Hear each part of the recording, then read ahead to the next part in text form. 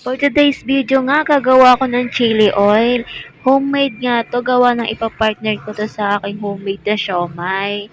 Madali nga lang itong gawin. Sakto nga, magtitinda ako ngayon, kaya ito gumagawa na akong chili oil. Mas maganda nga kung sarili mong gawa kasi masisigurado mong malinis at saka kumpleto yung rekado. Depende na nga sa'yo kung paano mo ito mapapasarap. Ito nga guys, ay tinitimplahan din ito para may lasa din ang ating chili oil. Isa nga sa mga natutunan ko pagtinda, yung gumawa ng sarili kong gawa. Isa nga din to sa maganda para hindi ka nabibili.